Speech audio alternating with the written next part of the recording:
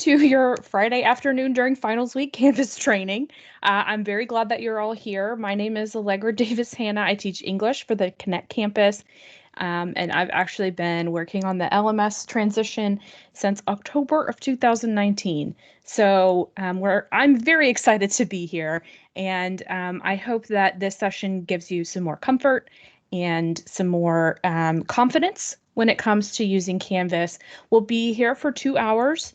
And there will be time at the end of the session to ask questions. You're welcome to type things into the chat as we go. They can be related to what I'm talking about or just random things you think of. You won't distract me, so just put the questions in there and I will make sure to get them answered. All right, so this is what you should have covered generally in your Canvas Foundations training. So as Charlene pointed out, we are in level 2 training for faculty, and so this is kind of what you should have covered in Foundations. Now, every foundational training is different. People ask different questions. Trainers emphasize different things or get excited about different things, and sometimes you spend more time on some or others of these, but this is generally what you should have covered in foundational training. In level 2, we are going to work inside of a practice course, so you'll have an opportunity to see how to create assignments and how to integrate third-party tools. You'll have some opportunity to see how to use the calendar and the inbox and how to build things like modules and assignment groups. Just like with your foundational training, I wouldn't recommend that you try to do everything I'm doing while we do it. It's probably more beneficial to kind of watch. I will give you time with every slide here to pause and try something out and then ask questions if you have them. So general expectations, again, you should have completed foundational training. Your attendance is being recorded and your professional development will be entered later today. So you'll get credit for being here. That will be documented. Use the chat to ask questions at any time. And again, it looks like you're all muted and you have your cameras off, so we don't need to go over that. So let's start by remembering the resources available to us, because once finals week ends, which is today, and people go into the summer, you're going to spend some time working on Canvas, and we want to make sure that you're aware of all the resources you have available to you so that if questions come up while you're working on something, you don't feel kind of lost and alone. So the first, probably most obvious training resource available to you is the Canvas Training Array. This is a course space in Canvas that you're enrolled in as a student, and you will have access to the training array for the entire time we have Canvas. So we will keep this updated. The TCC Connect campus will keep it updated. They'll add new things as new features come out, and they will make sure that it's always up to date for you. So in the Canvas training array, one second, my dog's going crazy.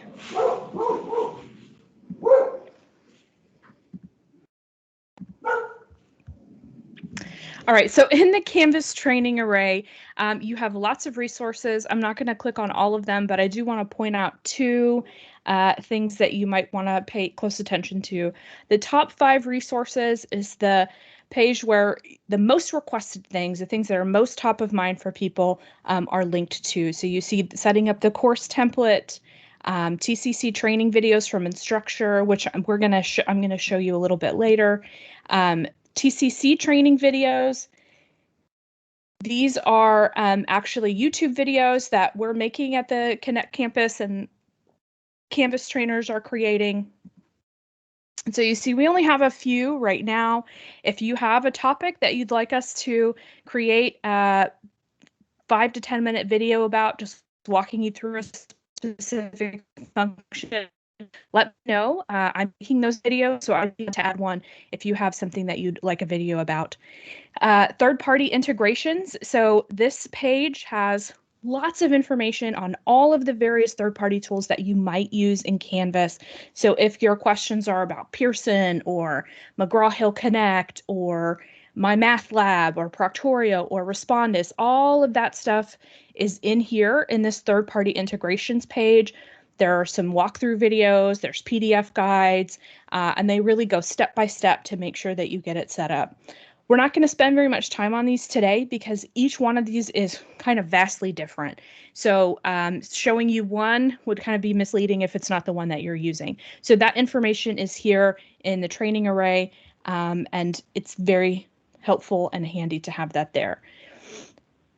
And then we do have a beginning of course checklist for faculty, and this is something that you can look at and kind of go through and make sure that you've got all of your boxes checked and that you're not forgetting some essential thing to setting up your course. So this was created for us by Instructure, and you can just go through, and I know some people want to make sure they've got all their ducks in a row. And the other thing I want to show you quickly in the training array is our quick links. This is also something that gets updated pretty regularly. These are just things that we want to have really handy for everyone. We don't want you to have to go digging for any of these things. So common getting started questions, adopting your textbooks, the training videos are here as well. And if you want to get a course banner and you don't want to make it yourself, there's a bank of 100+ course banners. And when we get to home pages, we'll look at those a little bit more. So all of that is available to you in the training array. And then you also have this help button down here in the global navigation menu. So all the way over on the left, you click on the help button and you go down to Training Services Portal.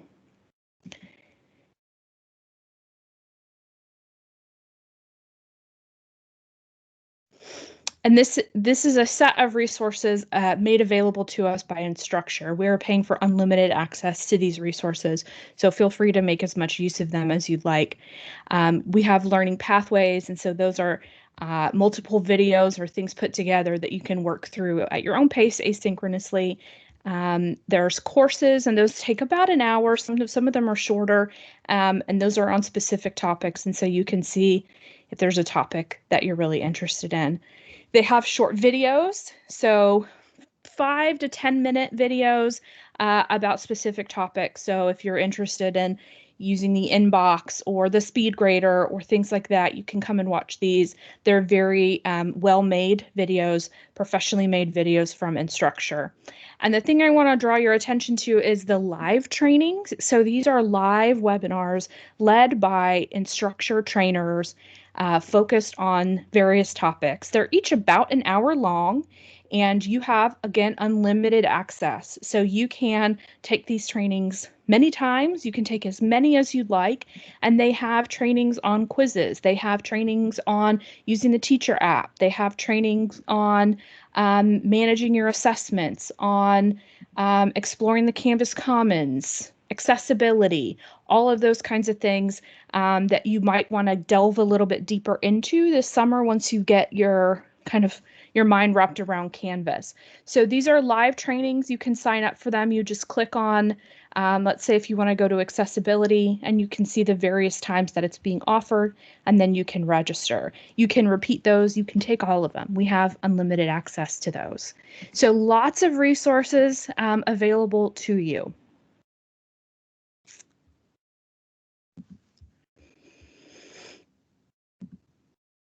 And this also should have been covered in your foundational training, but I want to go over it one more time because I know that some of our trainers are better at getting into it than others.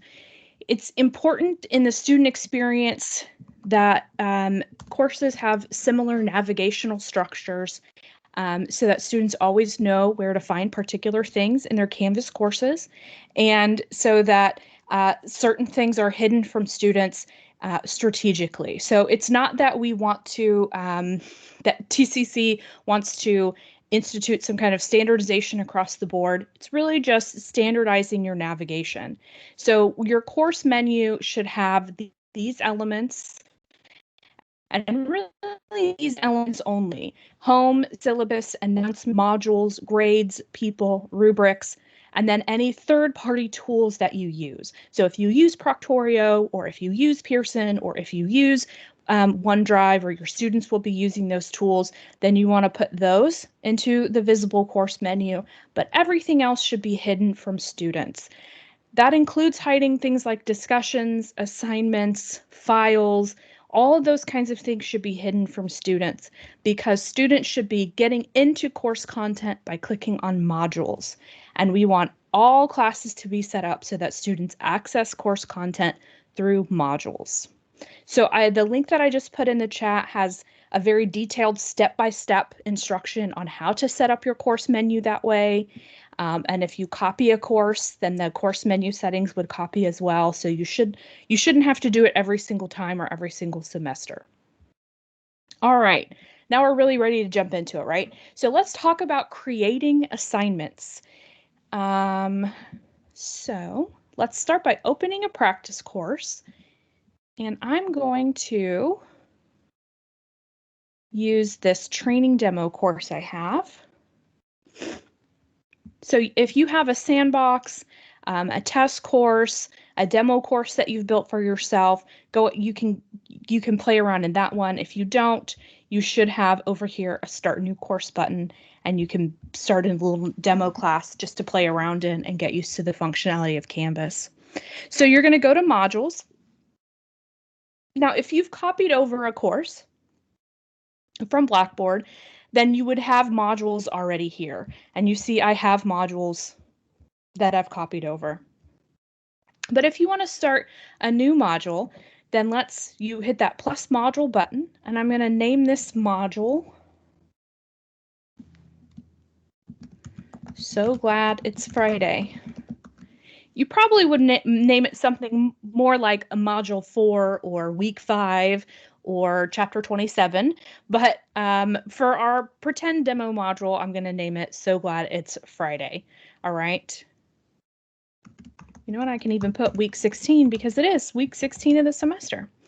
So when you create something new in Canvas, two things always happen. It adds it to the bottom and it creates it in an unpublished state. So when I click Add Module, you see, oh, where did it go? It's at the very bottom of the page and it's unpublished. And that's great because that means students can't see it. I just built it. It's empty. I don't want students to be able to see it.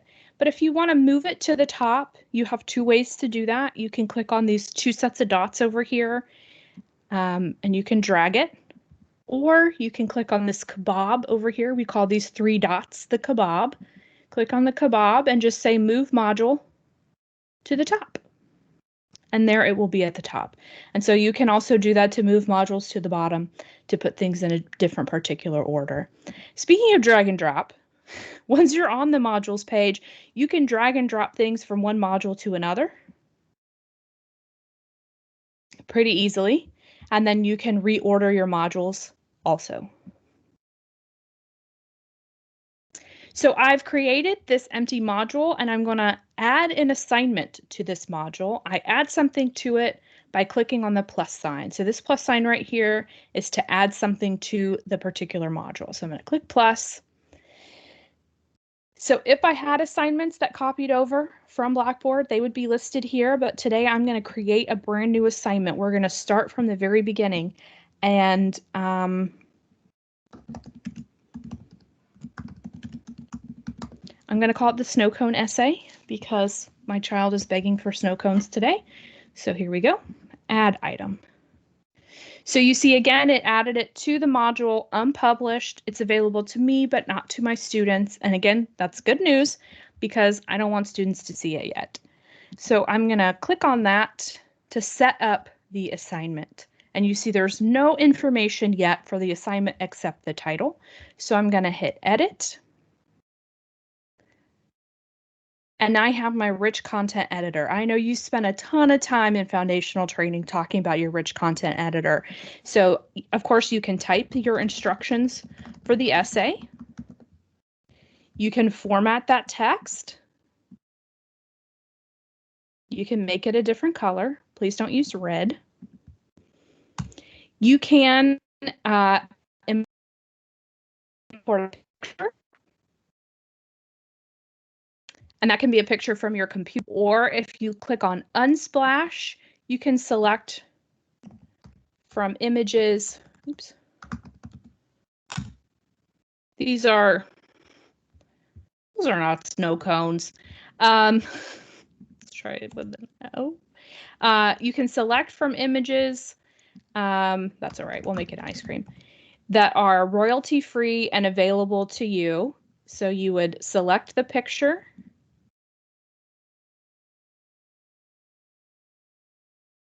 and hit submit.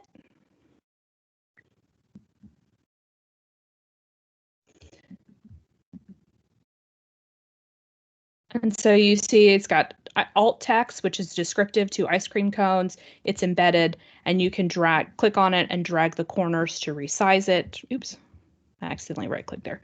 Click on to resize it. From the rich content editor, of course, if you're assigning something to students, maybe you have a video in YouTube where you explain this essay to students. So you could click the YouTube button and you could embed a video from YouTube.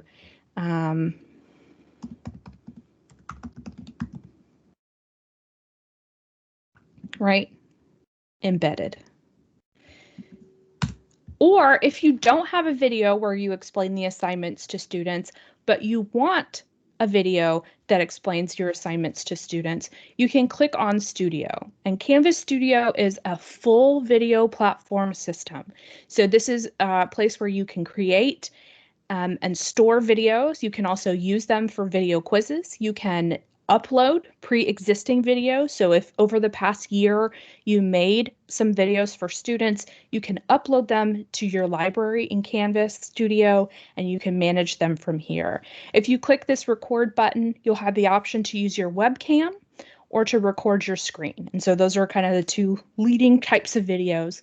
There's also options for auto captioning, again, for making your video into a quiz, which means that as you're talking through the video, you stop and students have to answer a question, and then it moves to the next part of the video and they have to stop and answer a question, and that's a quiz grade.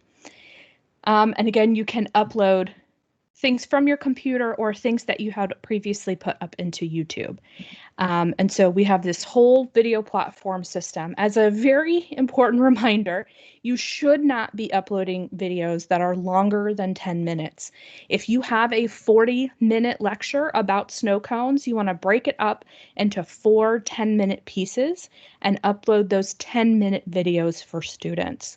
If you have longer recordings, like if you have recorded class sessions where you recorded the whole thing and collaborate, those are the kinds of things you probably want to upload into Stream or to remake as smaller videos, because I can send you hundreds of articles about the importance of keeping short videos. But that was my little PSA for you. So Studio is here if you want to include a video that you have in Studio or make one on the fly. You can do that as well.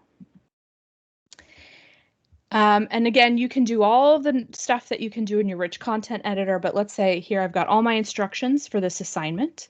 And then you're going to have a set of questions that are going to look pretty familiar. How many points is the assignment worth? What are students submitting? This is a new question.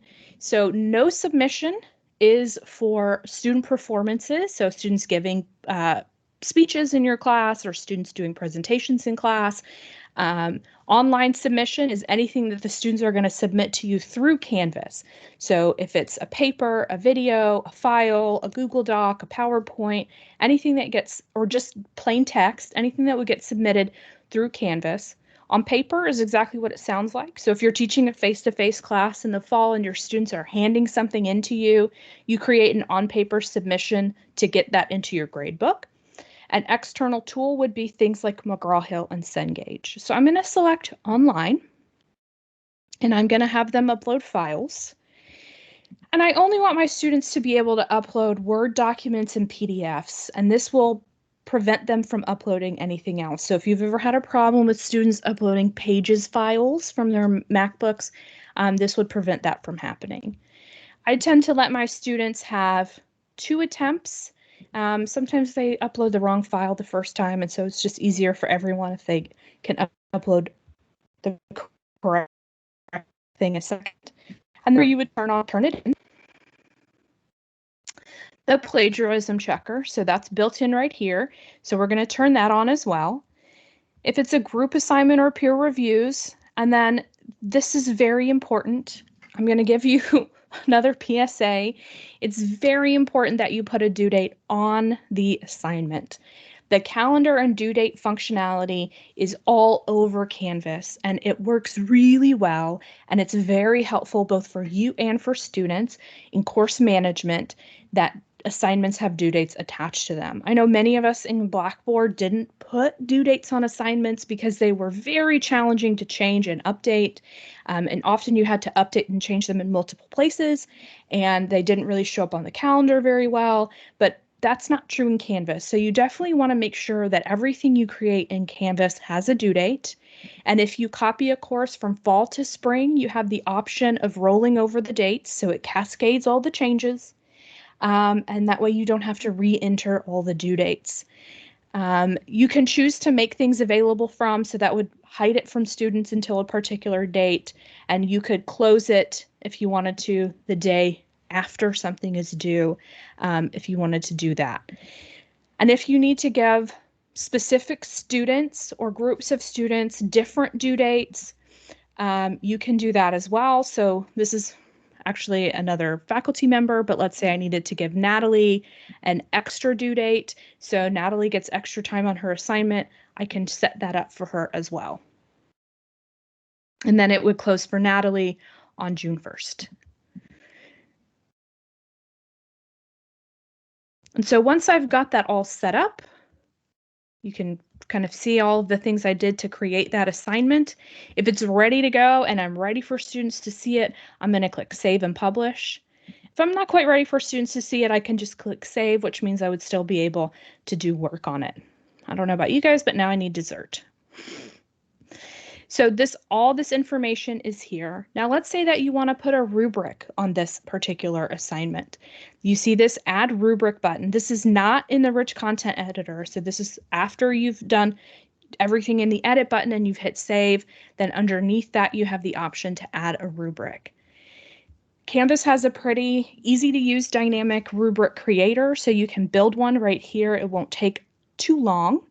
But you can also find a rubric. And the good thing about Canvas is that you can look in any of your courses. So if you have a rubric from a different course that you've offered, if your department has some rubrics uploaded, if you have rubrics from old classes that got copied over from Blackboard, you have access to all of your rubrics here. So I'm just going to choose a random rubric. I'm trying to find a good one. All right. Essay 1, and then sometimes this box is a little weird, and then I'm going to click on Use this rubric. If I want to change it, I can make changes. I can change what the points are worth. I can change what things are called. It's very easy. The little pencil icon in Canvas always means edit, so I can make any changes.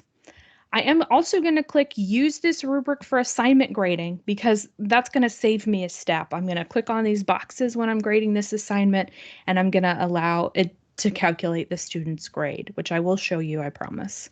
So I'm going to update the rubric. So once this module is published, if I go into Student View, this is what the module looks like. So as a student, I would see May 28th. If I were the other student who had a longer deadline, I would see the deadline that's specific to me. And if I click on the assignment, I get this great summary at the top that tells me when is it due, how much is it worth, what am I supposed to turn in, how many attempts have I already tried, how many attempts am I allowed, and when does the assignment close. Then I can scroll down and read all the instructions, watch the video, and the rubric is always available to students so they can see how they would be scored on the assignment. And there's a big blue button up here that says Start Assignment. And so I'm going to upload. I'm just going to choose a document. I will use a syllabus. And so they're uploading a file. This is a process familiar to them. Click on Submit Assignment. And again, it's very clear to students that something has been submitted. They get a check mark, submitted exclamation point. It says when they submitted it. They've got details. They can download their original document if they've lost it or deleted it. It says attempts that I've made so far are 1. So it's very clear to me as a student that submission went through. My teacher has it. If I ever want to see what got submitted, I can click on it right over there. I'm going to leave my student view. And I think they went over this for you, but anytime you want to see what something looks like to students, if you click on student view at the top and you have the purple outline, then you're looking at it as a student.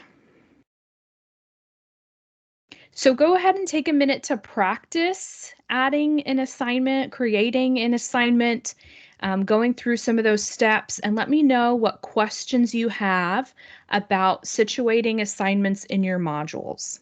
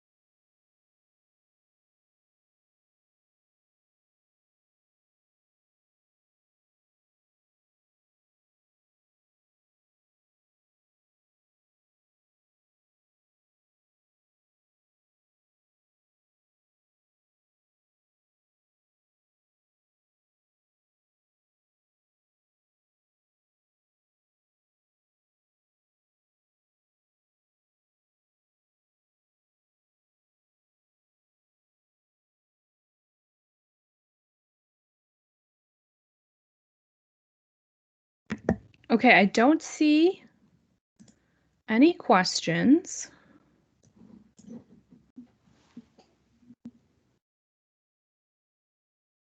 So we're going to move on to our next topic.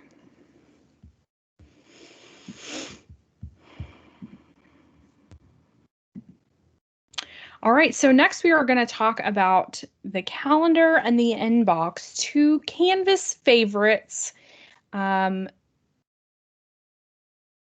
right, so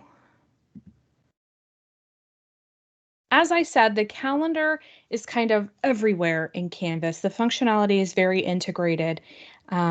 So would somebody let me know, can you still see my screen? Because it looks like it stopped sharing, but I feel like you should be able to see it.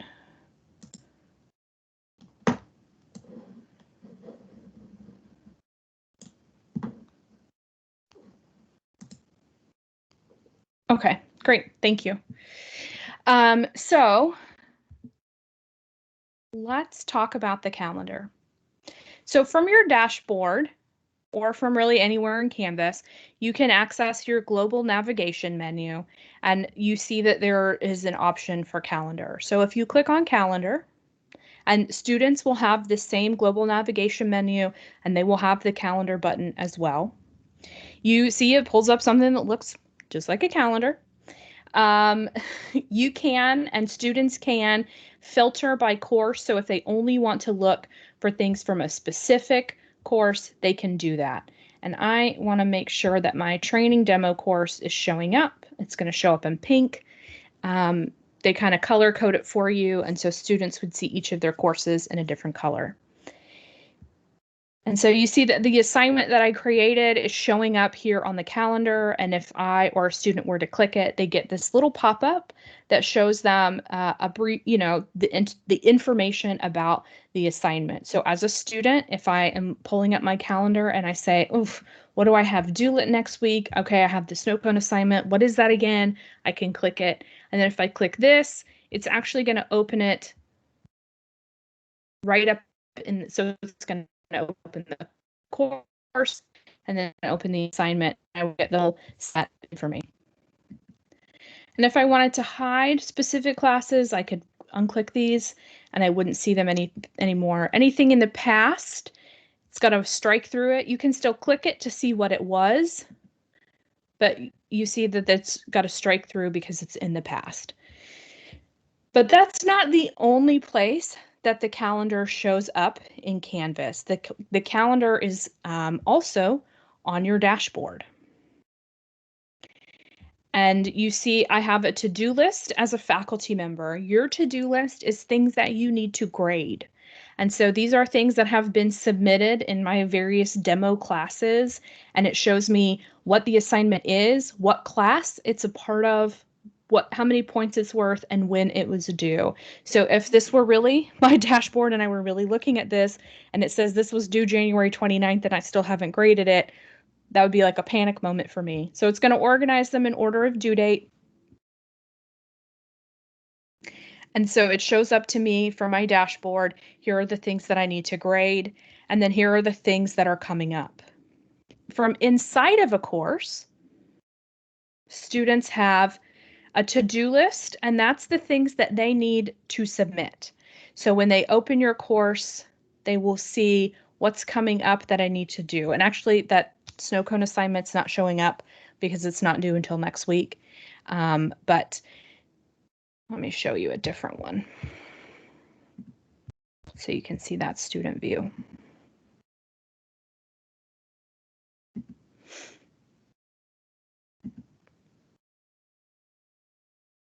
I don't have one either. Okay, just pretend. If there was an assignment due anytime this week, it would show up here in the student's to-do list.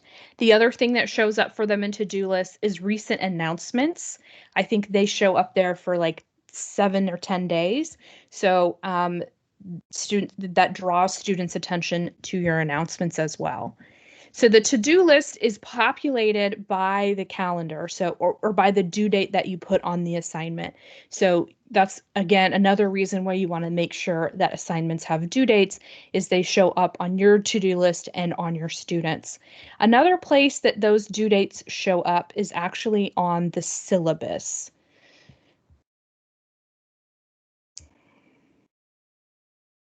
So in your course, you'll have a syllabus, and I'll show you in just a minute how to edit and set that up. But if you scroll to the very bottom of the syllabus, Canvas automatically creates this course summary, which organizes all the assignments by their due date. And so as a student, I can open a course and at a glance see when are things due. It's going to be dark gray if it's in the past, and it's going to have a white background if it's coming up in the future. And so in a course that's set up with modules, I will show you what that looks like.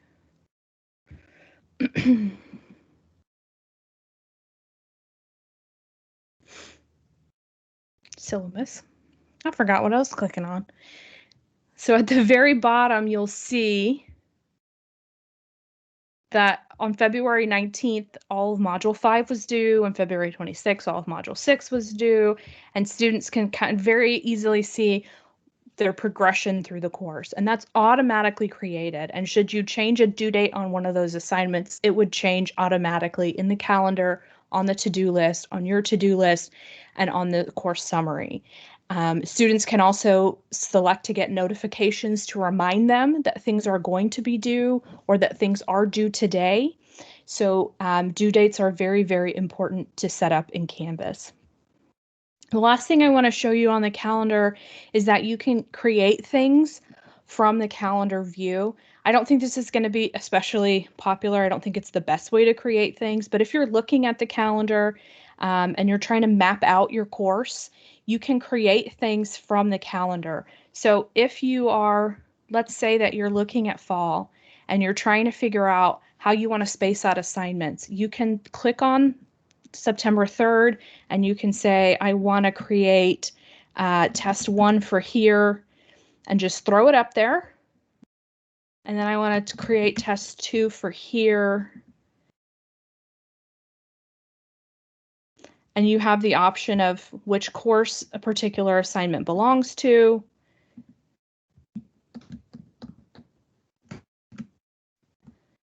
So you can kind of visually kind of map things out and create them that way. And then you can click on the various options and go in and edit and actually put the information in there.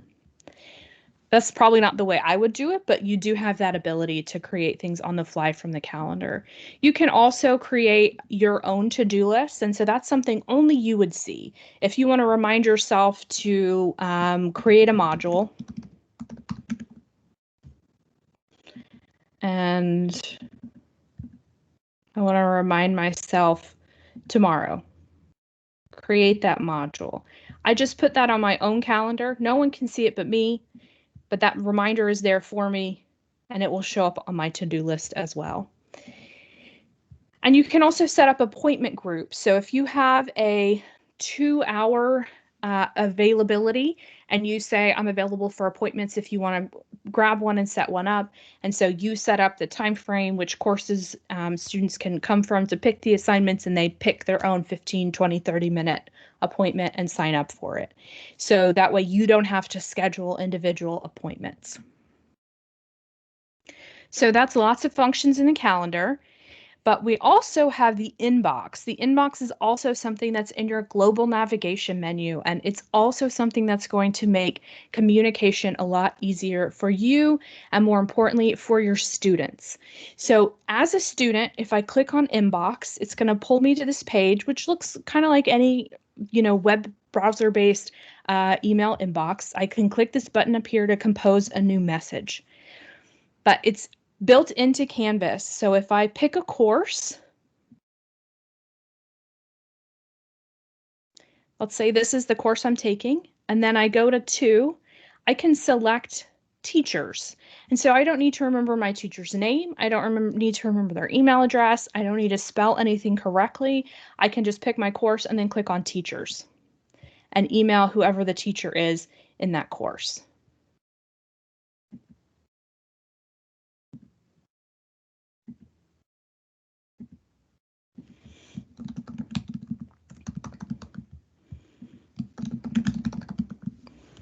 I can also attach a document or attach a media file if I wanted to record an audio or video file to go with this, if I wanted to send kind of a personal message to the student. If there were 2 people on this email, so let's say I'm also going to send it to Amna. Are you not in here? No? Oh, it's because I've selected a course. Just kidding. Rebecca's the only person in this course. So I can send this email like that. If as a student or a teacher, you don't select a course, you can just start typing a name, and anybody in any of your courses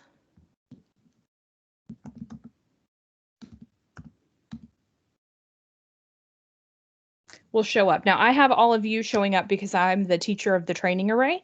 And so because you're all enrolled in the training array, I think you'll all be able to just type in each other's names if you wanted to send emails to colleagues. But you can also just start typing a student's name, and students can just start typing each other's names. They can also select to email everyone else in their course. So again, if they were in a course, they could click on students. They could pick particular students, or they could email all of their peers. If they wanted to say something like, when is that test due, or what did she say about that lab assignment, they can email each other very easily. So when you send this email, I'm going to click on send an individual message. So Amna and Charlene don't see that they were copied on the same message.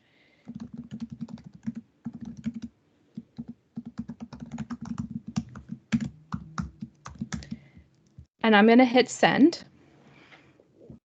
And that message is going to be in my outbox. So you can see I do this in every training. Amna and Charlene just received that email in 2 places. It went to their Canvas inbox. So right now they have a 1 right there that shows they have an unread message. It also went to their Outlook account. I'm hoping one of them will reply to the message so you can see how it comes right into my Canvas inbox. You can reply from your Outlook account. If you reply from Outlook, the message comes to my inbox and to my Outlook. For students, their messages will go to their inbox and also ITC email account. They either place and it will go both to your inbox and to your Outlook account.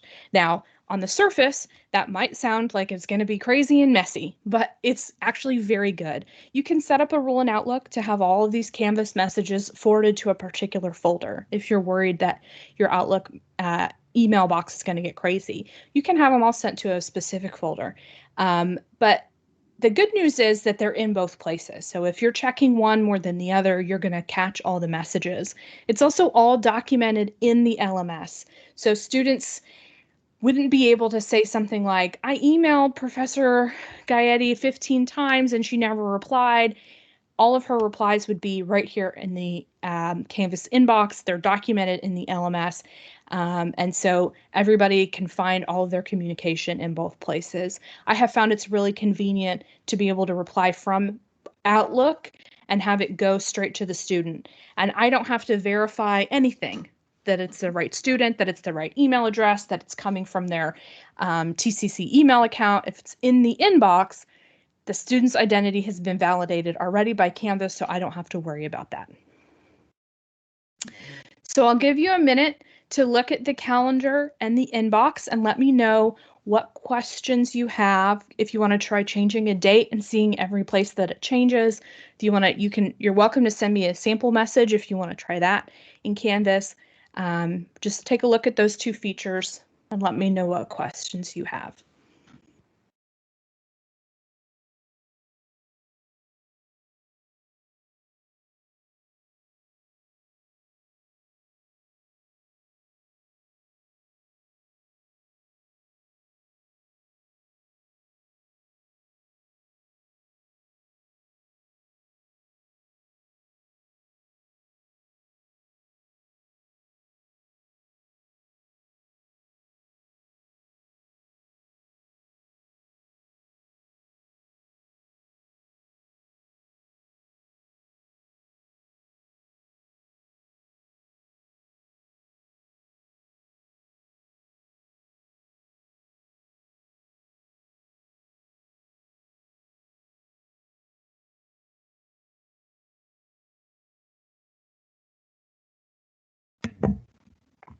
Okay, let's talk about modules. One of my favorite things to talk about. Just kidding, I love to talk about everything to do with Canvas, so. All right, so I'm going to go down to a course that got copied over from Blackboard, and it's got all of its modules.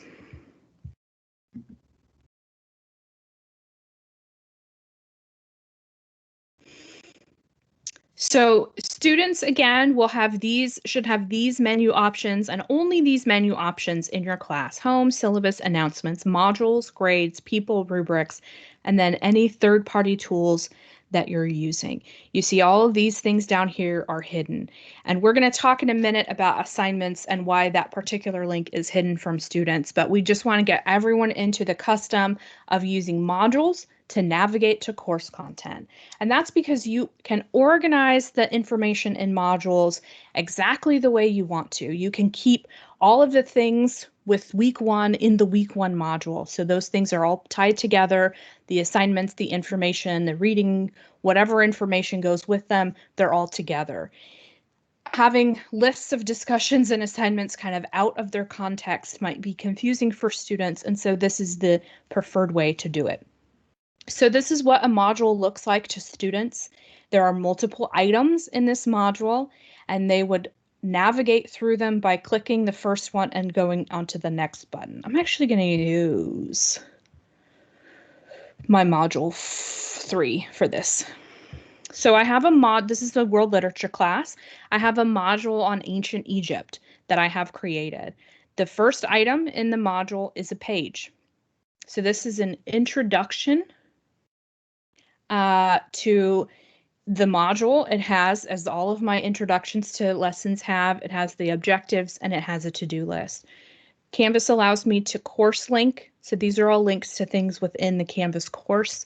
And you can see I was able to add images to this page as well. The next thing students see in the module is readings.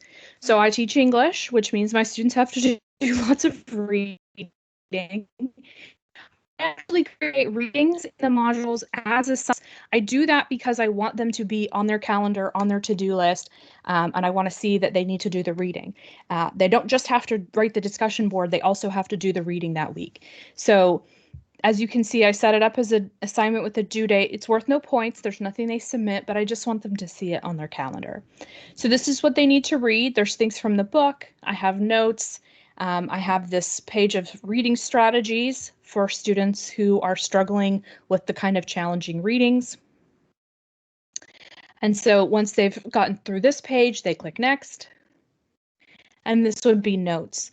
So if this were actually my course, I would have a lecture video here where either I am talking about ancient Egypt or I'm talking about a specific reading or an assignment that they're doing. I would have some type of video or audio file. I have linked to a PowerPoint, and then I have notes where I'm drawing their attention to things I want them to notice about the lesson this week. Excuse me, I have the hiccups. So this is a page in Canvas, and then students would click next, and they would take them to their discussion. And so I tend to have discussions about every week because, again, it's a literature class. Students want a chance to talk about what they've read. All of my discussions have the same instructions, so this stuff in bold is the same in every discussion board. They need to think about the readings and answer some of the questions, and then after they read, they revise, they click submit, they respond. Here's what constitutes a good response to a classmate. The only thing that changes week to week is what's in these bullet points, and that's specific to that week's topic. So they could click right here and reply. And then students have their own rich content editor. They can embed a video from YouTube. They can use Canvas Studio. They can type, they can format their text. They can copy and paste it from a Word document. They can attach images. They can do all of that as well. If a student clicks subscribe, it alerts them every time someone replies to them. And then they click next. And then this is an assignment. So again, the assignment has the information, the points, what they need to submit. I can actually show you this in student view.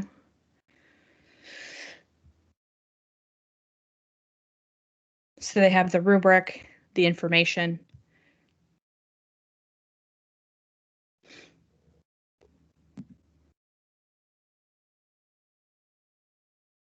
It was due February 5th. That's why it's not giving me the option to submit something. All right, so I think that's the end of that module. Yes. So that's how students move through the module, but how do you create it? So if you copied your content over from Blackboard, it's going to look probably pretty similar to this. Anything that you had in a lesson folder, a lesson plan, anything from your course links in Blackboard, it's going to get copied over into modules. It might not be organized the best way. You might have found that things aren't in the place where you want them to stay. So if, for instance, you have this project proposal assignment, that's not due with Module 5, that's due with Module 2. You can just drag it up if you want to drag it up, or you can delete it from a module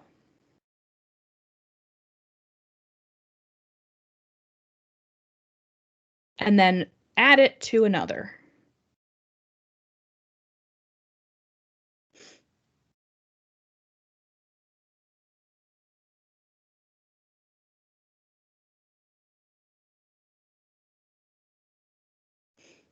So if you copy content over and it's kind of a mess, you can do all of that from this modules page. You can move things around, you can add things to modules.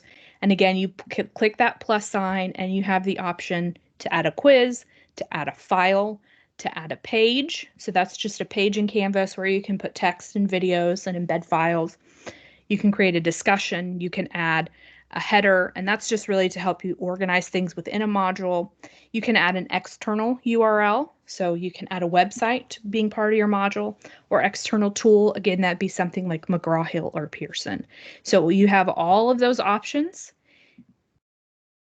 And again, if you want to add a file, you can click Create File to upload something new, or you can choose something that you've already uploaded somewhere else in the course.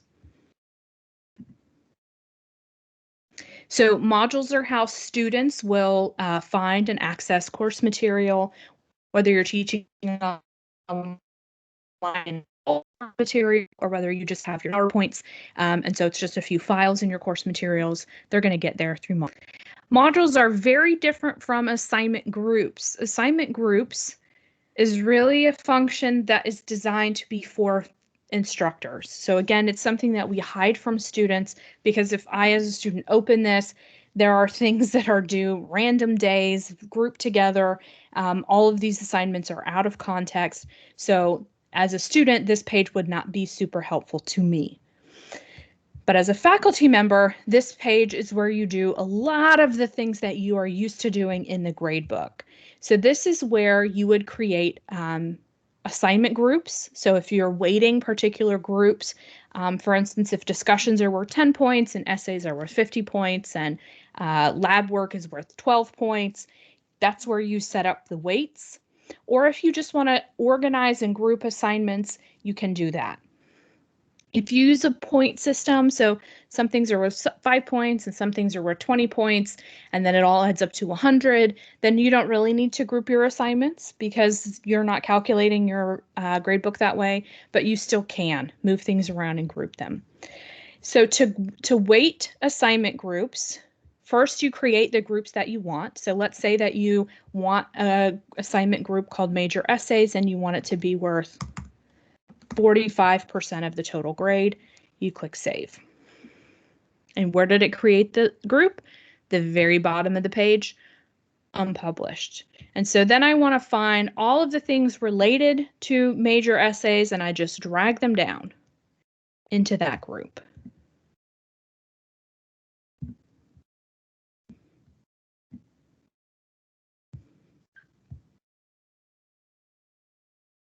However you want to set that up. So you pull the assignments in and then go back up to the top and click on the kebab and you say assignment groups weight. You'll have to click the box that says weight final grade based on assignment groups. And then this is where you set up the weight. So it keeps a running tally for you down there. So you probably want it to be 100 since that's the scale we use. And so you see that I have readings are worth 0%. Again, those are not something that students turn in, so they're worth 0 points. But this is how I want assignments to be grouped and weighted. And so then I click save. And Canvas is telling me this is the assignments group. Here's what's in the assignments group. So this is what counts for assignments and it's worth 10%. And what if I notice this test is in readings? Readings are worth 0, but I want this test to count as an assignment grade. I can just drag it up. And again, it doesn't matter what order these are because you're the only one who sees this page. But let's go down to discussions. And you see discussions are worth 20% of the total grade. And I have 2 rules. So you can create some rules. Oops, click on edit.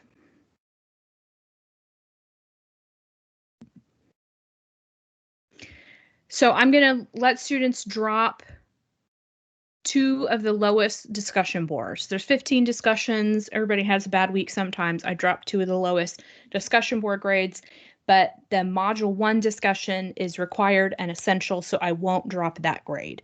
And so you can set up all of those types of rules right here on the discussion page. Again, you click this kebab and then you click edit and you can set up all of your different rules for dropping lowest grades or highest grades or however you want to do that. So if you're using points instead of percentages, you would just, when you create the assignments, you type in how many points they're worth, and Canvas will keep a total in the gradebook. And the gradebook looks like this. I'm just scrolling all the way to the right. And so it has a total column. That looks weird. Why does it look like that? Yeah, I just scrolled too fast, I think.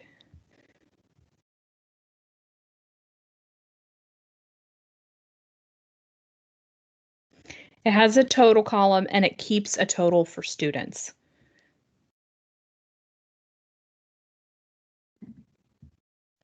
And you can move total to be to the name, just click move to front, and so that's what their average is as they move through the course.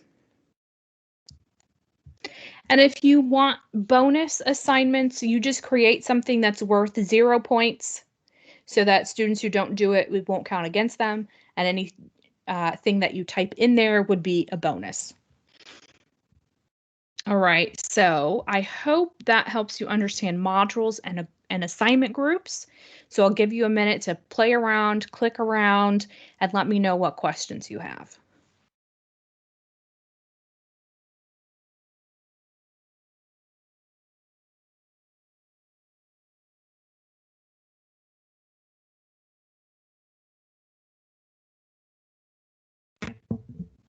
And I see someone asked about bookings for students reserving appointments during office hours. You can absolutely keep using bookings. There are ways to embed those Microsoft tools in Canvas, or if you want, you can use that appointment groups tool in the Canvas calendar. The functionality is very similar, and so it's really a matter of preference, what you prefer and what your students are used to.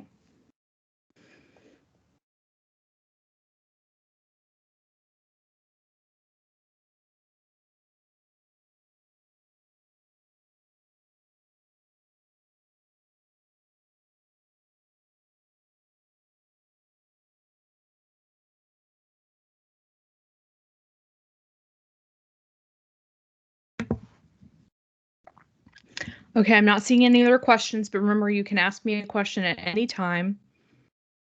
So I'll just give you another minute in case you're playing with modules or groups.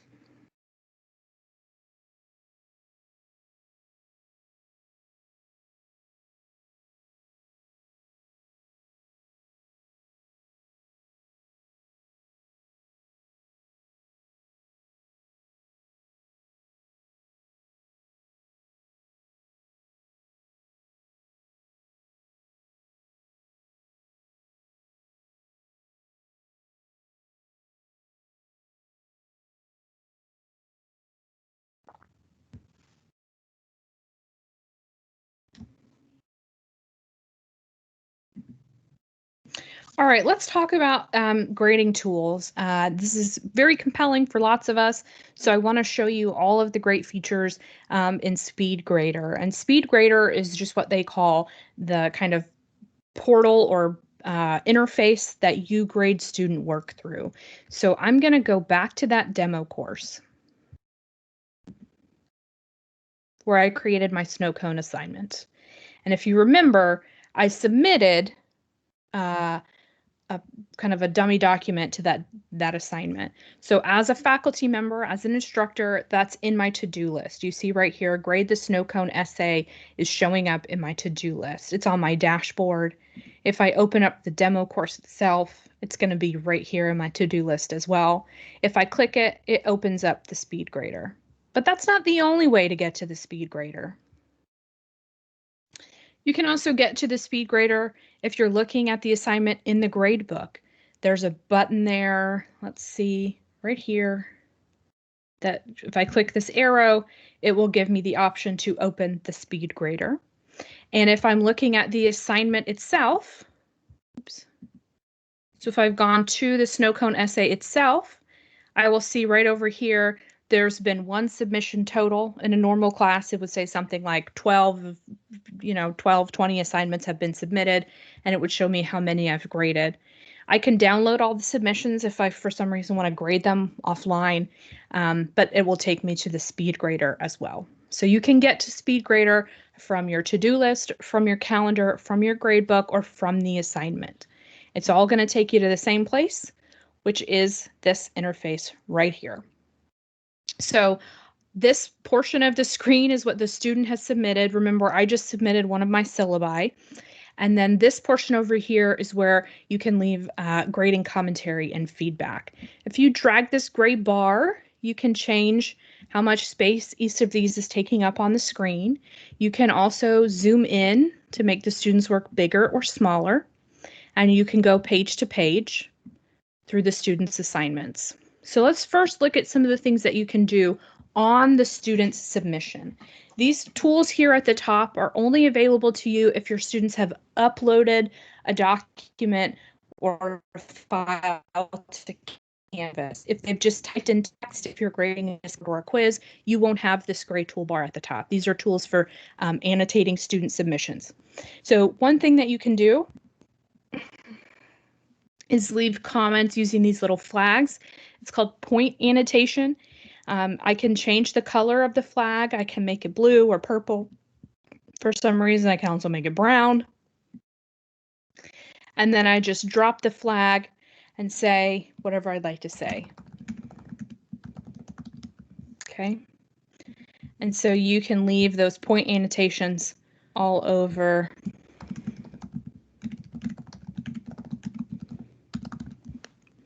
their work. You can also highlight things on their work.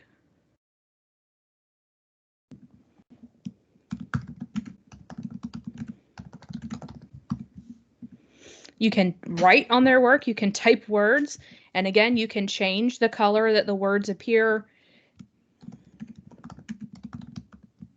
That's not something I'd ever write. You can make it bigger, smaller.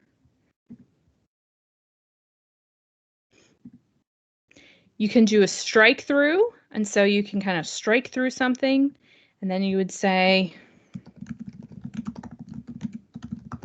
and for all of these, you have these options to change the color, whether that's preference or you have some type of color code situation happening. And then you can draw a box. So you can draw a box around this whole thing and say that.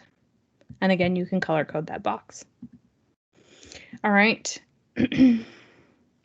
And the last tool is the pen.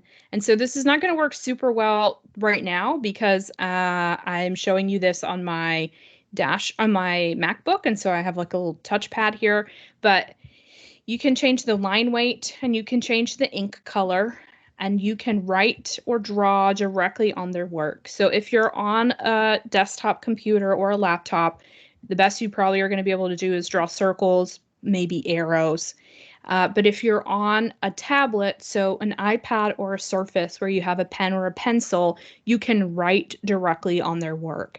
And I know that you could technically do that in Blackboard, but it did not work very well at all. This does actually work really well. I've done it many times. So you can choose your ink color, you can choose the line weight, and then you can write on their essay. And you see it's very easy. If I wrote something or spelled it wrong or you can't read it, I can delete my annotations and then redo them.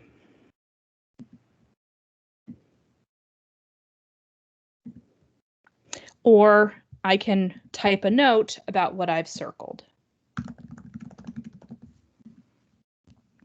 So lots of ways to put feedback directly on student submissions, but that's not the only way to get feedback to students. Over here in this panel, you see you have lots of features as well. This 100 is actually turn it in. So it's going to take me to turn it in, and because I've uploaded this same syllabus in my other training classes, it's going to be 100% submitted already to Tarrant County College, but you have the same submission or the same options as you did and turn it in Blackboard. I can just type a number grade in right there in the field. If I click on view rubric, so here's the rubric I added to it earlier, I can just click on these score point descriptors. I would, read them if I were actually grading it. It's totaled the score. And so then I click save and you see that that grade is now in the box, but they got an 88, but this is really an A paper. I can override that. So you can override the rubric anytime. You can also leave a summary comment, or you can leave a submission comment. And one thing that you can do in Canvas that you couldn't do in Blackboard is you can actually submit this comment without a grade. So one thing I have always hated in Blackboard is that if I didn't have a grade, I couldn't send a comment. So if I need to tell students, for instance, I think you uploaded the wrong file, or I can't open this, or this isn't the right document, I can submit that comment. They see that either in their inbox or their notifications, and they can go in and directly address it. And I've submitted that comment without the grade.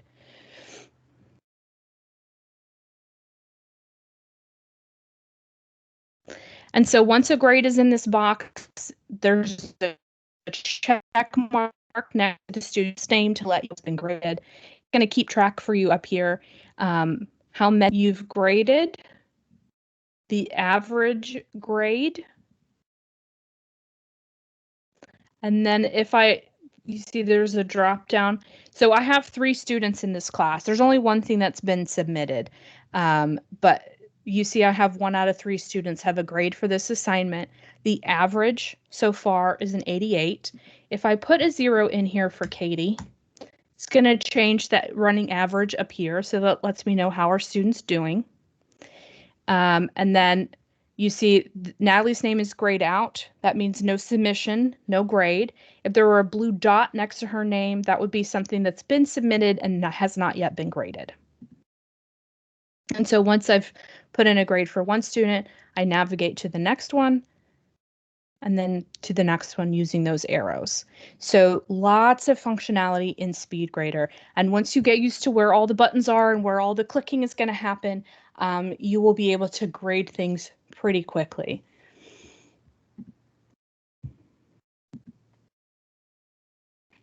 I think I have, maybe not in here. I was going to show you SpeedGrader for a quiz.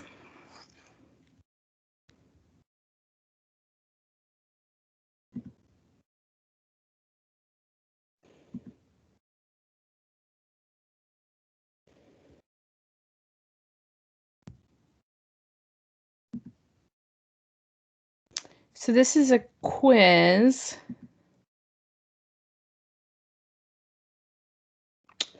Oh, no one's taken it yet. So anyway, there's SpeedGrader for quizzes. Obviously, if it's multiple choice questions, those are automatically graded. But if you have something like short answer questions, fill in the blank, or things that you have to grade yourself, there's a SpeedGrader for quizzes. And I'll tell you, SpeedGrader works really, really well on mobile devices. The quiz tool actually works well for students on their mobile devices as well, so they can take quizzes on their phones or their laptops or their tablets. And SpeedGrader for quizzes does as well. I can't show that to you because I don't have a fake student who submitted this quiz. But I will tell you, if you're a person who uses lots of objective assessment, so multiple choice quizzes, tests, exams, those kinds of things, I would recommend that you watch these videos on classic quizzes or new quizzes from the instructor training. So these are about an hour long each, but they delve all the way into the weeds about setting up quizzes, copying banked questions, copying tests over from Blackboard. If you have tests in your Blackboard course, you copy the course over. That test does copy into Canvas. It's functional, all the settings copied over. But there are lots of different and new features in quizzes in Canvas, and you definitely want to optimize your course to use all of those great features. So these trainings delve very deep into the topic of quizzes, and also, of course, in the subscription training, there are things related to quizzes as well. So because there are 2 types of quizzes and everybody sets up quizzes a little differently, we could spend hours and days looking at all of the different possibilities. But these are recordings of the videos that were the TCC Canvas trainers got trained by Canvas. And so these are really a great resource for you. And to get to these videos, you just go to the training array and click on top 5 resources or quick links, and you can get to these videos. All right, so, oops, wrong page. I'm going to talk a little bit about announcements and copying things. So before we move on, let me just show you some other things that you can do from your modules page. So let's say that you have set up a great module, perfect module. You love it. I don't like any of these. Sorry, I'm going to switch courses, get a better module for you. All right. So go to modules.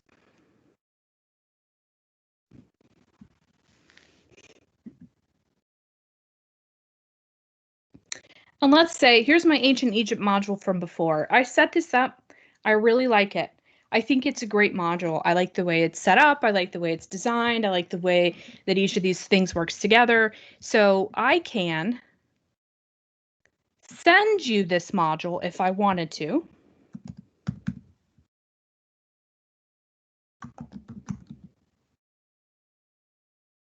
I'm not going to hit send because you don't want this module because you don't teach world literature, but I could send it to you. And then it would send you either a link or a file to your email. It depends on how big it is. Sometimes you get a link, sometimes you get a file. You can upload it into any of your Canvas courses. So if you could use it as a template, or you could just steal the whole module if you wanted to. It's not really stealing if I send it to you. You can also, from this kebab, you can copy it to another one of your courses. So let's say I've set it up, I like it, I want to use it in another course. I just start typing the name of the course over here, and then I can send it, just send it to my other course. So if I went into the demo course, that module copy would be in my modules page, and I could use it there. If I hit the kebab, I can also share this to the Canvas Commons. Canvas Commons is a learning object repository, which I'm going to show you in just a second. And the last thing you can do, which is my favorite feature of this menu, is I can duplicate this module. So it's just going to make an exact copy of the whole module. Now, if you are building a course in Canvas and you want all of your modules to have parallel structure, obviously the content will be different, but the structure you want it to be parallel, the formatting you want it to be parallel. Once you have a good one, you can duplicate it, and then all you have to do is come in here and edit the title and the links. I go over here, and obviously I need to edit the readings and the due date. And then I go over here and I need to edit the notes and upload the different video. And then I go over here and I only have to edit these bullet points because the instructions stay the same for every discussion board. And then I edit this assignment. Actually, I don't have to because I wrote this assignment so that it could be used in any lesson, but I need to edit the title and edit the due date. So it's much easier to do that than to start all the way over, create a new page, create a new discussion, create a new page, create a new journal. I can just duplicate the module and make some edits. Now, if you copied all your content over from Blackboard, you probably won't have to duplicate a module like that. But if you're building content in Canvas, that duplicate function will be very handy. All right, so Canvas Commons is the learning object repository. You can publish a page, an item like a quiz, a whole module, or a whole course into Canvas Commons. Every day this number is going to go up because people worldwide are adding things to the Commons. If you only want to see things that are for and from TCC, I clicked on filter, and at the very bottom I can go to Tarrant County College District. And so you see, also going to get added to every day. Here are some things that are resources for TCC. So this is the homepage template. If you want to download that homepage template that you saw in my course, this is the TCC homepage. If you put this in your course, these buttons will work. Modules will take students to your modules. Syllabus will take students to your syllabus. Announcements will take them to your announcements. And this will take them to information on using Canvas. You can download the course template, and that allows you to set up your whole course using this template model. And you see how you have all of these resources. It has 44 files, 21 different pages. So it's a whole course template you can add. If you wanted to use Chloe Northrup's U.S. History 1 course, I guess you could copy it, right? 4 people already have. And you can also favorite things. Just click the star next to them and add them to your favorites. And so let's say you did want this homepage in your course. If you open it, there's a blue button right here that says import or download. And then you just find you'll have courses, a bazillion courses here. You can copy it right into the course and then hit import. Because it's a single page, it's instantaneous. If it were a whole course, it might take a few minutes, but it's still pretty fast. And then it gets copied into your pages. So if you teach for TC Connect Campus and you use peer developed courses, those will be available to you through the Canvas Commons. That's where you're going to come to grab your course content. If you share content with each other, if your department chair created something and is making it available to all the adjuncts, all of that can be, you just push it into Commons or you can send it to people directly to share content. So that will make our lives a whole lot easier. All right, so I'm going to show you announcements. So I'm going to go back to my dashboard, go back to my demo course. And again, one of the things available as part of my navigation menu in this course should be announcements. And if a student clicks announcements, they're going to get this page. And this actually will be a summary of all of the announcements posted so far in the course. So if you want to add a new announcement, you click this plus announcement button.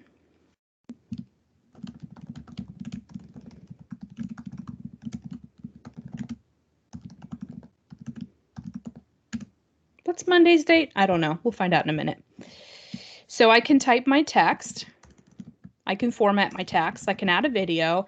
I can do all of that stuff. But one thing I do want to show you is if you click this plug icon, it will take you to apps and plugins. That's why it's a plug. And you can go to Microsoft Teams meetings.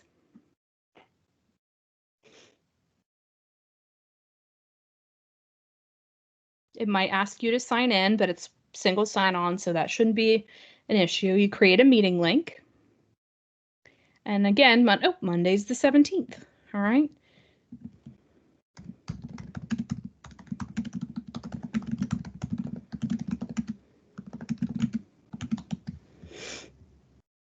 So I'm going to create that meeting. And because I'm not putting this on students' calendars the way that you do in Outlook, I do put the name, I do put the date and the time in the title of the meeting, just so it's very easy for students to see when something is. And then you click copy, and that information is put right into the announcement.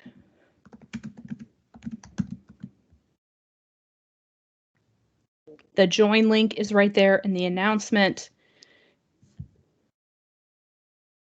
And then I'm going to click save. And that announcement gets published. Now, it's up to your students' notification settings, whether they just got an announcement, a push notification, or a text message, letting them know that you posted that announcement, but it is published in the course. And if you want to make sure that students see your announcements, I'm going to show you a hidden feature of Canvas. If you go down here to settings, scroll all the way to the bottom, go to more options. You have the option to show recent assignments on course homepage. So I'm going to show my 2 most recent announcements on the top of the homepage. And here I click on update, make sure you save those settings. And here's what that looks like. So they see right up here that they have this recent announcement. So they open the course, announcements are right at the top of the page. And if you're a student and you look at it from student view, announcements are also in their to-do list. This blue dot tells students they haven't opened and read this announcement. And remember, I fake graded their assignment earlier, so they have a notification here that they have a grade they haven't looked at yet. So again, Canvas does a really good job of very cleanly drawing students' attention to things that they have missed or have changed or been updated since the last time they looked at the course. And then, I was going to show you in student view. If they open that announcement, they have the option to join the meeting, and that would open Teams. And they could join it in their browser, or they could download the Teams app if they wanted to.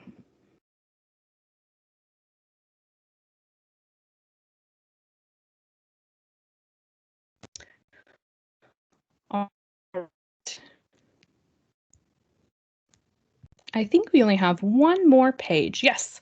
All right, so let's talk about home pages. A home page is very important. The home page is what students land on when they open a course. So I'm going to try and find a course that I've never done anything with. Okay, so this is an empty course shell. It's created by our student information system. If I clicked on people, you'd see who is registered for my course. But I'm not going to click on it because I don't want to violate FERPA. But this is what a course looks like if you have no content in it whatsoever. It defaults to making the modules page the home page, and there's no information whatsoever. So let's say in this course, I want a home page. I can create a page. I go to pages, and I can build a page. Go to add page, and I can build myself a home page. Okay.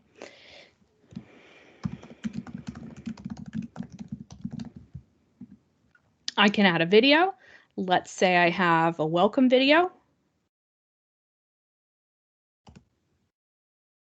I can embed that straight from YouTube. What if I want a banner? I can do that too. Pretty sure if I hit enter, yeah. I can insert a banner, go to image and upload an image.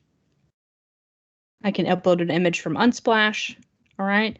And then once I'm ready, I'm gonna hit save and publish. Oops, hello, save and publish. All right. So if I want to make this the front page, which a front page, all that means in Canvas is that when you click on pages, it's the first thing that shows up. It's not very important, right? So I'm going to say use it as my front page. And then when I'm on my home page, I will have the option to make my front page my home page. I can also make my syllabus my homepage. If you want students to see your syllabus when they open your course, you can choose to make your syllabus their homepage. If you want to make your course modules the homepage, you can. Again, it's not a very welcoming or pleasant way to open a course, but you absolutely could do that. So my recommendation would be that you build a homepage or that you open it to the syllabus. That's going to be the most helpful for students in terms of understanding what they're looking at and what they need to do. But let's say that you don't want to build your own homepage. That seems like a lot of work. You already have enough to do. You can import that homepage from Commons. So you go down here, you go back to filter, TCC Connect, or TCCD, just used to saying Connect. And you can import it.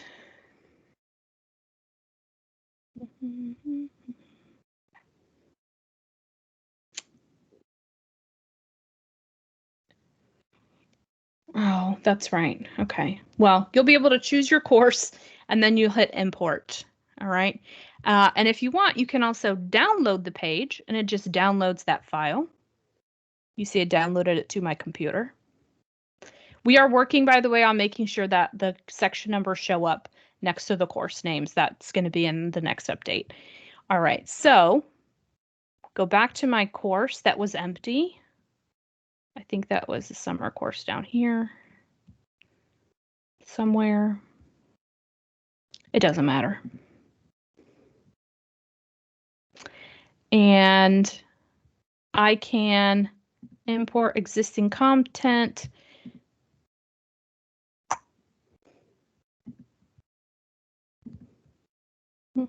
I can copy a whole Canvas course if I wanted to. So if I had created a course in a sandbox, I could copy that Canvas course into here.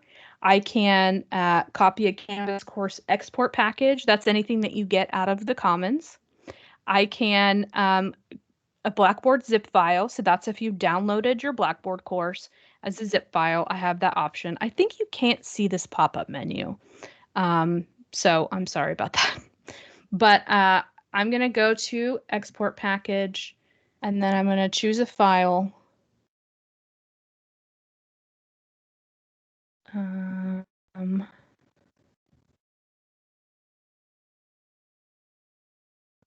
right. And that's what I just downloaded. Oops. Oh. And it was only one page, so it's not going to take very long.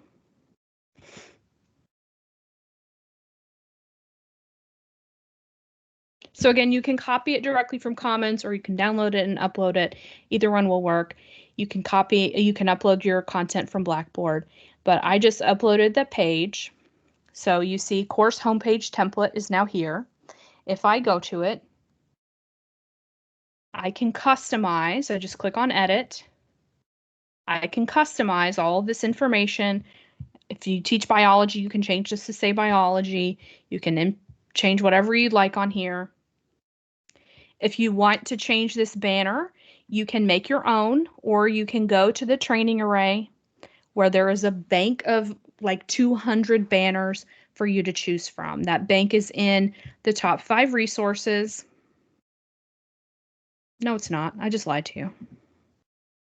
That bank is in the quick links.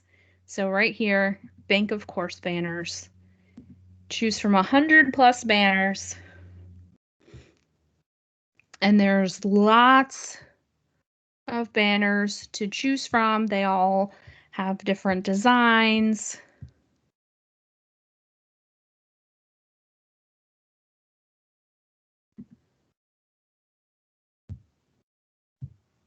There's a lot of them. And there's over 50 banners that look like this because that matches that TCC homepage template. So I could download the banner, just click on it, download it.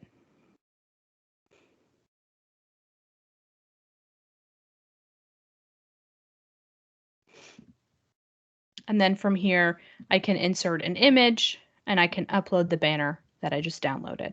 So that will save you time if you don't want to build your own, but you want it to be customized to your course and to say, welcome to biology, welcome to math.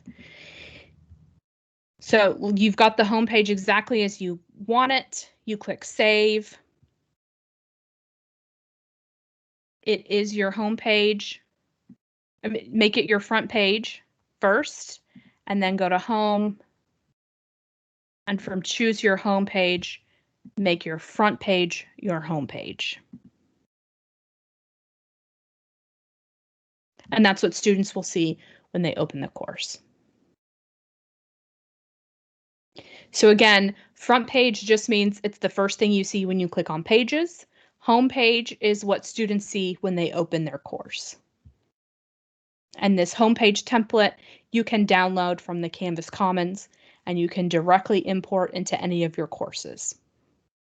And if you copy a course over from Blackboard and then you import something from Commons, it doesn't copy over, it just adds to. So you can copy from Blackboard, then copy the homepage from Commons, and then you're good to go. All right, so any questions about home pages, setting up your homepage, or using Canvas Commons, feel free to ask. Try and click around a little bit.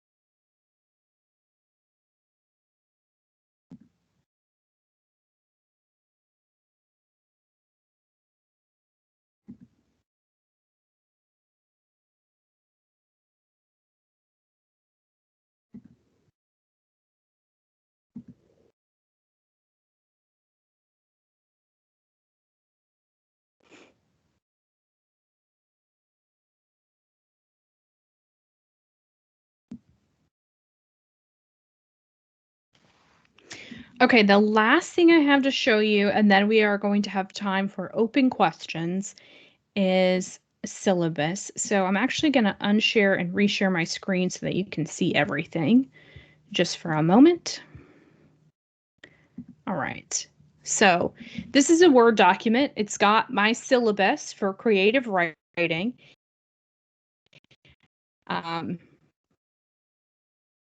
Zoom in on it so you see what I'm talking about. So this is just a Word document syllabus, just like any Word document syllabus you might have had in your courses. I'm going to copy all of the text from that document, and I'm going to open my course in Canvas, and I'm going to go to syllabus, and up here I'm going to click on edit, and I'm just going to hit paste. And you see the formatting copied over just fine, right? The headings, anything that got bolded, numbered lists, I might have to delete an extra space here and there. If it's bulleted, anything special color, however it was formatted in the Word document, it has copied over here. So then I just need to hit update syllabus, and that information is there.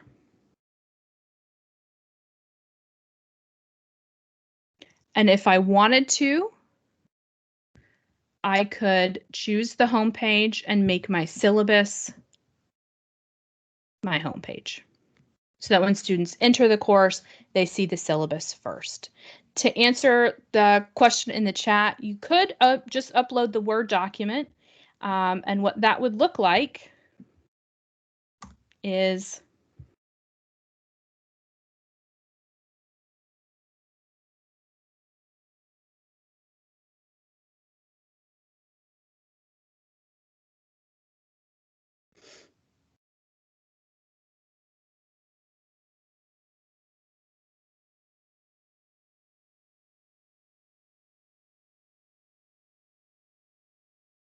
that. So you can see why the extra, I don't know, 1 minute of work to copy the document and paste it here is preferable, right? So this adds a bunch of extra steps for all your students. They have to click the link. They have to wait for it to upload. It will show in line, so it's embedded there. But so you can absolutely do it that way if you'd prefer. I would recommend, though, that you copy the text.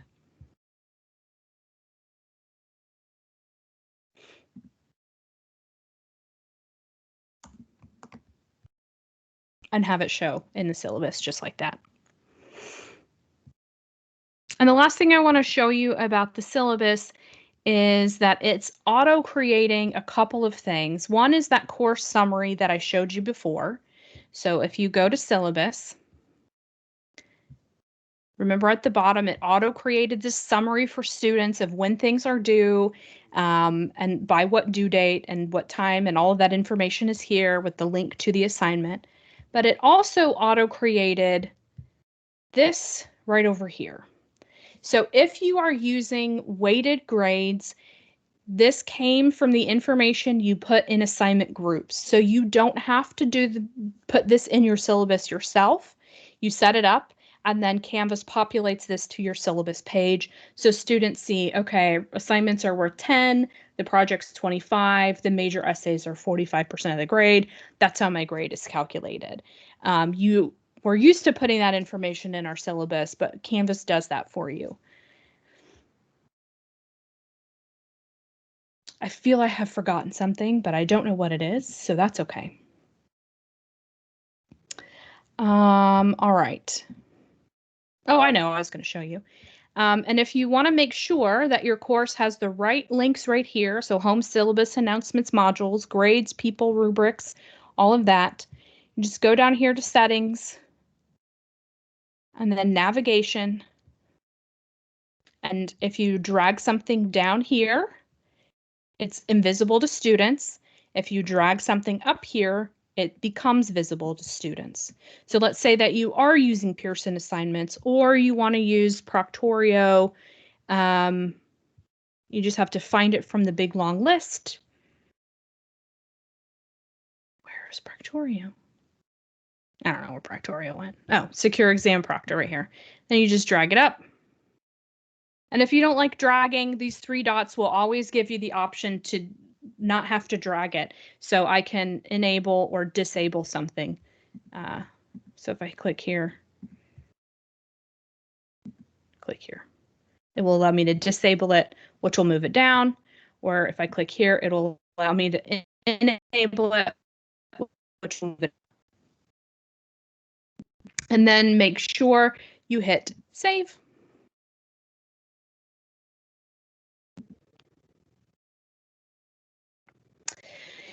Okay, so we always try to save about 20 minutes at the end of level 2 because this is the second and final class that you're required to take covering Canvas. So it's very, very important that we have time to answer all of your questions. That can be things that were covered in level 1 training, but you're still unsure about. Maybe somebody went over it too quickly, you didn't get enough time to practice. It's something that hasn't been covered yet. That you are hoping to hear more about, something that you're just curious, can Canvas do this? Or I can do this in Blackboard, what does it look like in Canvas? Any of those types of questions, it's really kind of Stump Allegra time. Open questions. What do you have to ask about Canvas?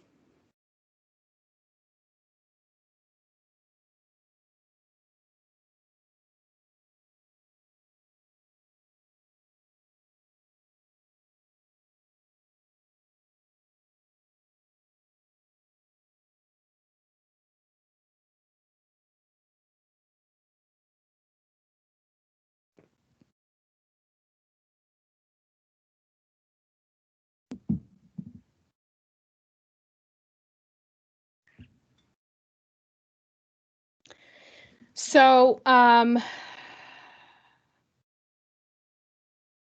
might be able to do that, Peter. I'm going to try it. Let me unshare and reshare so that you're not looking at me clicking things randomly here.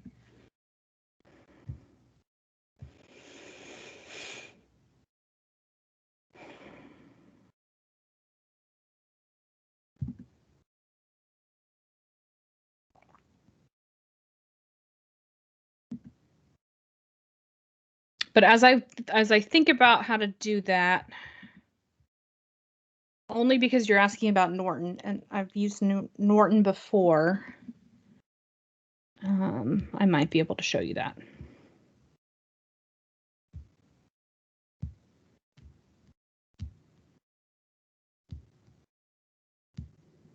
Other questions?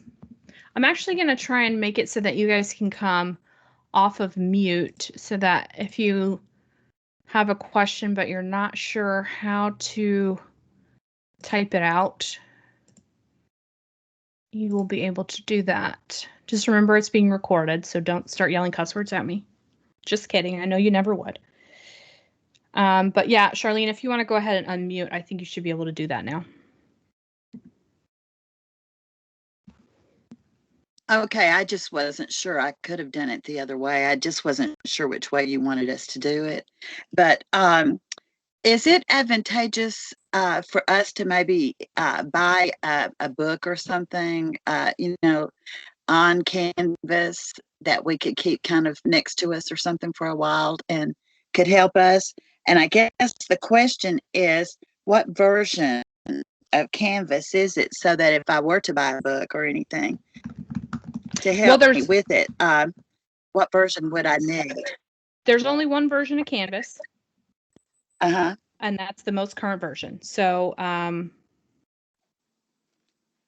sorry, my computer's being weird. So there's just one version of Canvas. It's not like Blackboard where we have Learn and there's Ultra out there. The training array is really should be that reference guide that you can always go back to and look for. But if you're looking for something that has kind of an index, I will show you. If you go to the training array and then you go to resources from Canvas.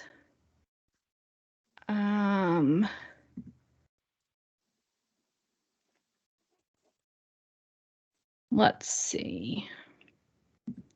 Honestly, it might be easier to Google it. Yeah, okay, so if you just type in Canvas faculty guide, there we go.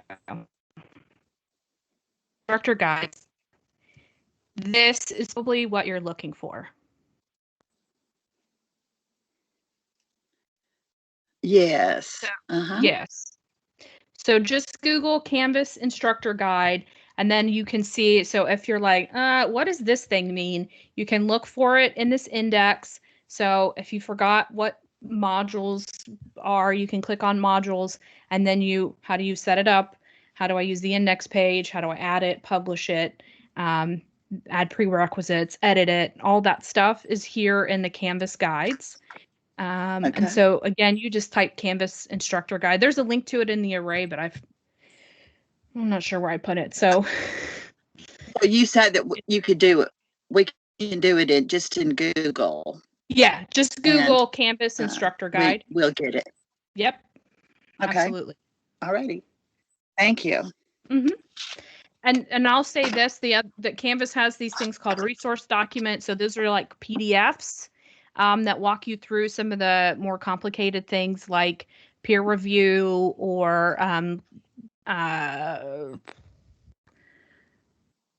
equation editor. That's a math thing. So mobile guides. So they have PDFs as well, if that would be helpful to you. But yeah, you shouldn't ever have to pay for anything because we are paying for so many resources, and Canvas has this whole knowledge base available to you as well. Oh, okay.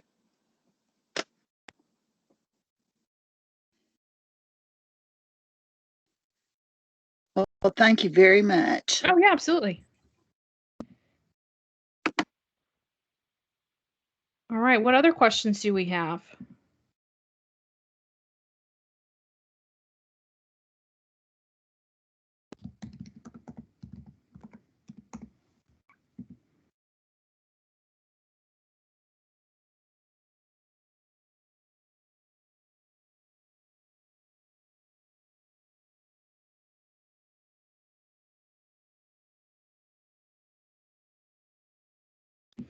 Peter, I'm downloading a course pack right now from Norton, so I will show you in just a second.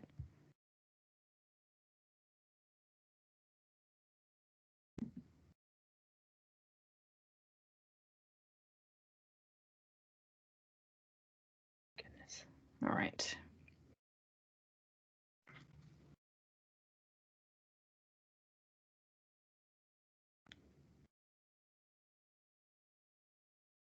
If you're all feeling comfortable, confident, ready to go, you just need more time, um, you're welcome to log off. We have 15 minutes left. I'm going to stay here for the next 15 minutes to answer questions. So if you've got one, you're not sure, or if you're just still kind of typing around and playing with Canvas, I'm here to answer your questions for the next 15 minutes.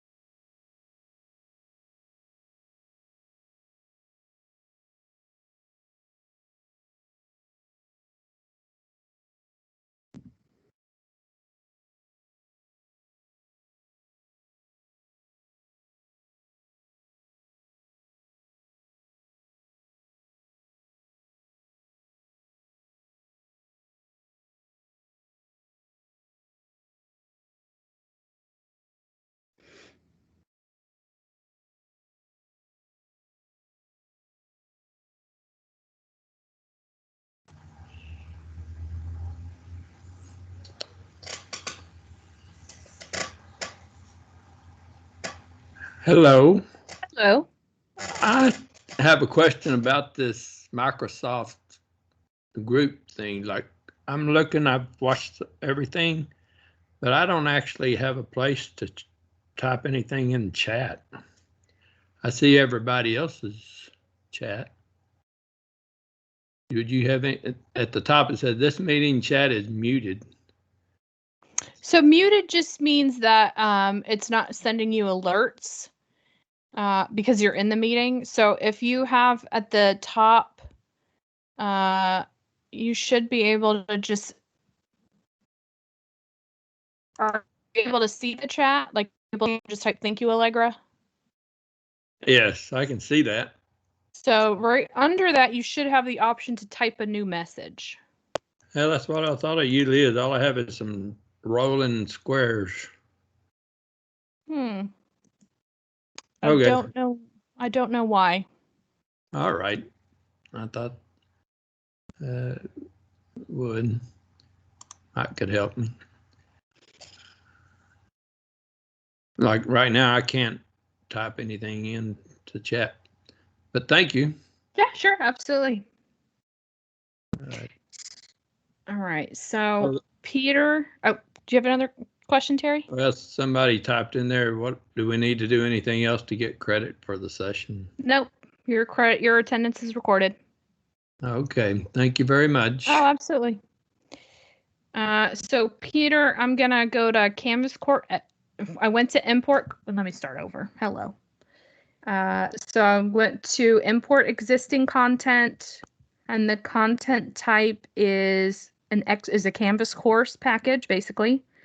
I'm gonna choose the file, and that is just what I most recently downloaded, which is called like ninlit. So let me find it in my files here.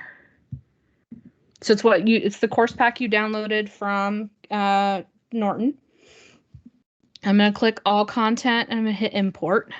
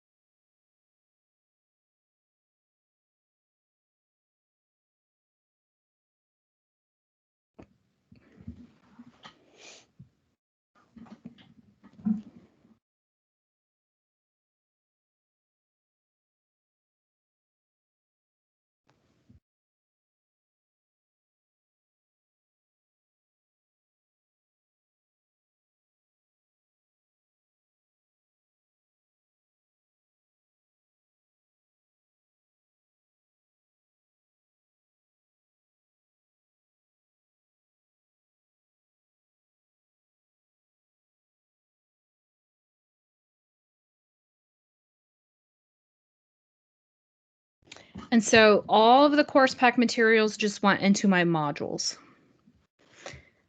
And it publishes them to the bottom. Their modules have all caps titles. That helps you. So it does bring them in a published state. If you want to unpublish the modules, you just click that to unpublish things. But I think your question was deploying quizzes. So let's say that you wanted to put this quiz in a particular module. You could just drag it up to that module. Or from the module, you could plus sign, add a quiz, and you see all of the quizzes here.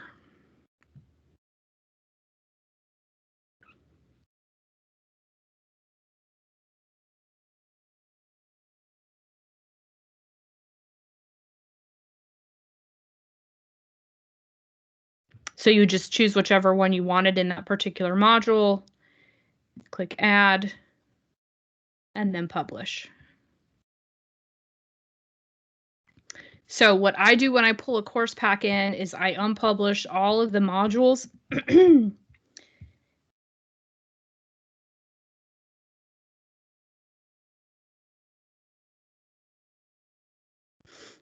Just so they don't confuse students. And then when I'm in a module and I have a quiz I want to pull in, just add it.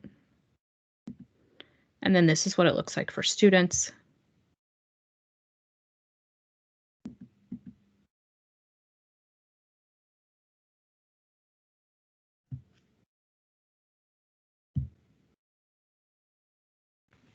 The one thing about course pack quizzes that gives me problems is they are worth the number of points, like 1 point per. So I have to change that to 100. That's easy to do. Change it to 100.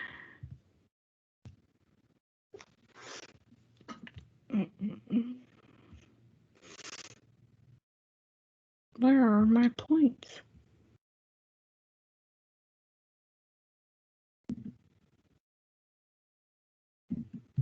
I don't know how to do that. I don't remember how to do that. Maybe, oh, here you go. It's points per question, right? So you have to change the points on each question, which would require me to do math right now that I don't want to do. But anyway, and then you can add a due date, of course, so that it matches whatever module it's in. And then you save and publish.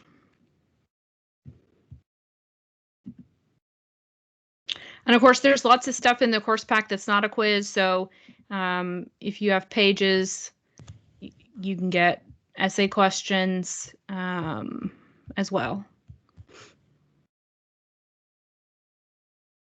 But Okay. notice you have suggested answers. You don't want to publish those. Right. And can you make question sets out of them? So what I normally do is, like, these quizzes generally have the chapter quizzes from the textbook generally have like 30 questions. And then I create question sets where the student will get 10 of the 30 randomly. And I normally give students 2 opportunities to take the quiz. So they'll normally have mostly different questions on the second attempt. I can still do that with Canvas, correct? And is there a way to, as opposed to just using it as a straight quiz where just ask those questions, I essentially use the quiz as a pull for the questions. Is that still going to be something I can do with Canvas? Yes. So there is an option to pool questions and to do that. And I'll send you a link to how to do that because I don't want to click a bunch of wrong buttons and make it more confusing. So I'll send you a link. But essentially, you're grouping questions and then you pull them from the group. Right. Yeah.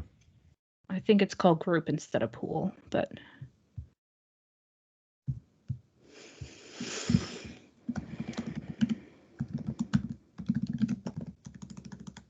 All right. So any other questions? No, once I have that figured out, I think I'm okay. And I think there's only 1 or 2 other people here. Okay.